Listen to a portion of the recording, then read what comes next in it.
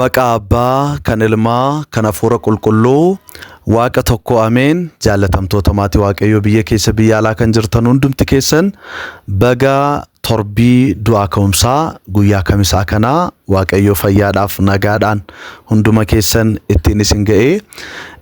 Guyyaan kamisaa immoo akka barsiisaa mana amantaa keenya Ortodoksii Tawaahidootti jechuudha Addaam jedhamteetu waamamti.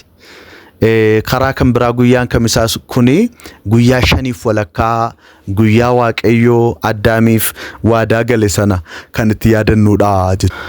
Qulqulluun Phaawulos ergaa isaa gara warra Qorontoositti barreesse isa duraa boqonnaa 15 lakkoofsa 21 gubbaarratti akkana jedheetu dubbata. Du'uun karaa nama tokko akkuma dhufee warri du'an ka'uunis karaa nama tokko dhufeera jedha. Du'uun karaa nama tokko akkuma dhufee warri du'an ka'uunis immoo karaa nama tokko dhufeera jedha. Karaa Addaamiin namoonni hundinuu akka du'an akkasuma immoo karaa Kiristoosiin namoonni hundinuu ni jiraachifamu yookaan jireenya in argatu jedheetu dubbata qulqulluun Phaawulosii jechuudha. Kanaaf kamisa kana Addaam jedhamee kan waamamee fi hundi keessan akkuma yaadattan seera uumamaa boqonnaa 2 gubbaarratti Waaqayyo Addaamiin biyyoo lafaatti erga uume booddee hafuura jiraataa itti baafatee mana gannataa keessaa haadha warraa isaa Heewaanii wajjiniin akka kaa'e hin hubanna.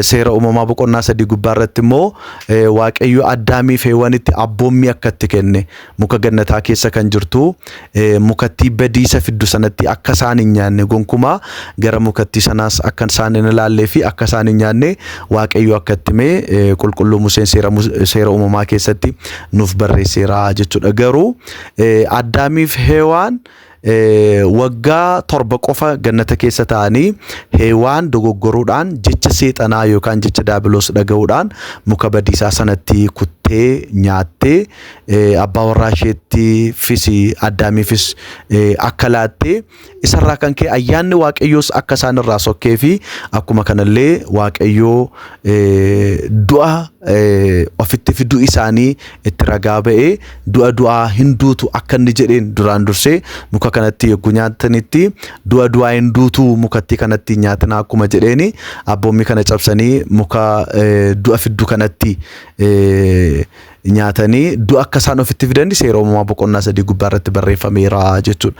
Waaqayyo gaa nama kana jireenyaaf uume waan ta'eef bara baraan akka inni du'ee hafu hin barbaanne. Kanaaf Waaqayyo Addaamiin fayyisuu gaafa barbaadu Addaam jireenya qabaachuun akka irra jiru deebi'ee du'a kana keessaa ka'uun akka irra jiru gaafa himu Addaam nu keessaa akka isa tokko ta'e jedhee Waaqayyo tokkummaaf sadummaa isaatti Waaqayyo dubbachuu isaa kan mul'isudha jechuudha. Addaam nu keessaa akka isa tokko ta'e jechuun maal jechuudha? Qaama sadan keessaa ilmi bakka Addaam bu'ee furii Addaam ta'e beenya Addaam ta'e Addaamiin fayyisuudhaa fi akka Addaam ta'uusaa yookiin immoo Addaamiin ta'uusaa kan mul'isudha jechuudha. Kanaaf qorichi keenya fayyisaan keenya Yesuus Kiristoos gara biyya lafaa kanatti dhufee gaafa dhalatu gonka nama ta'ee dhalate. Gonka nama ta'ee dhalate qulqulluun Phaawulos Ibroota boqonnaa 2 lakkoofsa 14 gubbaarratti akkana jedheetu dubbata. Ijoollonni kun fooniif dhiiga akkuma ta'an inni obboloota koo jedhee isaan waamu kunis akkuma isaanii ta'e du'a isaatiin seexana isa humna du'aa qabu balleessuudhaaf nama ta'e. Warra du'a sodaachuudhaan bara isaanii guutuu garbummaa jala jiraatan hundumaa birmaduu baase. Innoo sanyii ergamootaa utuu hin ta'in sanyii Abrahaamiin qabatee dhalate. Kanaafis inni fuula Waaqoo duratti hangafa lubootaa isa ho'a qabeessaa fi amanamaa ta'uudhaaf namoota dhiifamuu cubbuu agarsiisuudhaaf karaa hundumaa obboloota isaa fakkaachuu isa barbaachisee jedha. Kun maal mul'isa?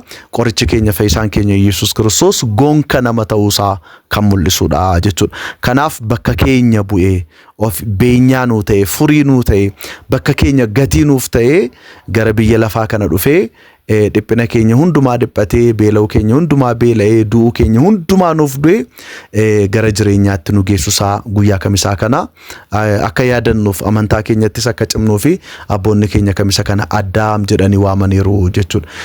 Kamisi kuni guyyaa 5 walakkaa kan jedhamte sanatti lakkaa'amti.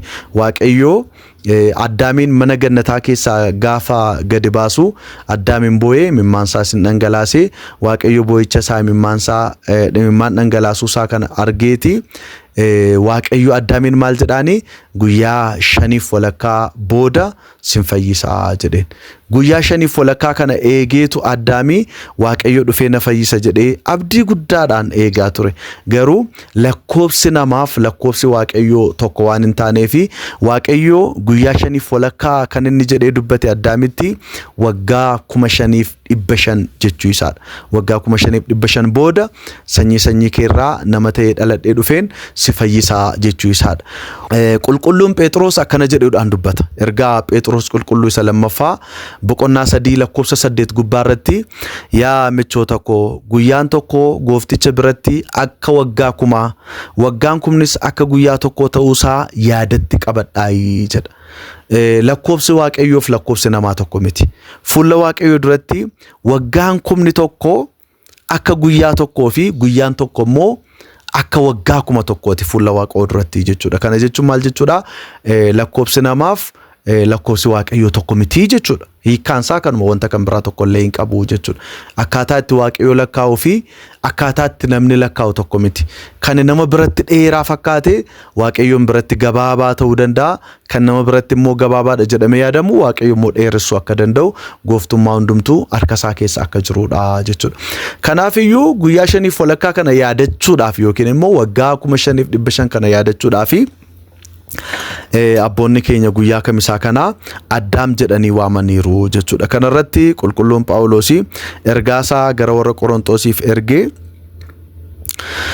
isa duraa boqonnaa 5 lakkoofsa 23 kaasee akkana jedheetu dubbata. Kun hundinuu akka tarree isaatti qophaa'etti ta'a. Kiristoos jalqabatti ka'e. Kun hundinuu akka tarree isaaf qophaa'etti ta'a. Kiristoos jalqabatti ka'ee jiraataa akkuma ta'e warri kan Kiristoos ta'anis yeroo inni deebi'ee dhufutti jiraattota ni ta'u yookiin immoo warra jireenya qabaatan ni ta'u jedha. Kiristoos immoo gooftummaa hundumaa, haboo hundumaa, humna hundumaa golgoleessee mootummicha deebisee waaqayyo abbaatti erga kennee booddee dhumni hin ta'a. Waaqayyo diinota hundumaa miillan isaa jala hamma kaa'ufitti Kiristoos moo'uutu ta'a jedha. Warri isatti amannu immoo isaa wajjiniin immoonaa jechuudha. Warri isatti amannu immoo isaa wajjiniin injiraachifamnaa jechuudha. Kanaaf kamisa kana waggaa 5,500 du'a nutti murtaa'ee ture sana qorichi keenya fayyisaan keenya Yesuus Kiristoos nuuf du'uudhaan du'a sana jalaa bilisa nu baasuusaa. Addaamiin du'ii isatti murtaa'ee ture. Addaam qofa miti. Addaamiif ijoollee isaatti du'ii kan murtaa'ee ture. Karaa gooftaa keenya karaa qoricha keenya Yesuus Kiristoosiin du'ii bara baraa sun nurraa ka'uusaa akka yaadannuu fi kamisa addaam jedhanii waamanii jechuudha. Abboonni mana amantaa keenyaa jechuudha. Kanaanis kan yaadannu addaamiin akka duunee fi Kiristoosiin akka jiraachifamne yaadannaa jechuudha. Waa'ee addaam gaafa yaadannu addaamiin murtiin du'aa nutti murtaa'uusaa addaamiin du'a du'uu keenyaa yaadanna. Waa'ee Kiristoos gaafa yaadnu garuu Kiristoosiin jiraachifamuu keenyaa, Kiristoosiin jireenya bara baraa argachuu keenyatu yaadannaa jechuudha. Bal'inaan kitaaba qulqulluu irratti barreeffamee jira kuni hundi keessan akka dubbiftanis yaadachiisuun barbaada. Galanniif ulfinni waaqayyoodhaaf haa ta'u kan baranne kana waaqayyoo hunduma keenyaaf laphee keenyatti nuuf barreessu.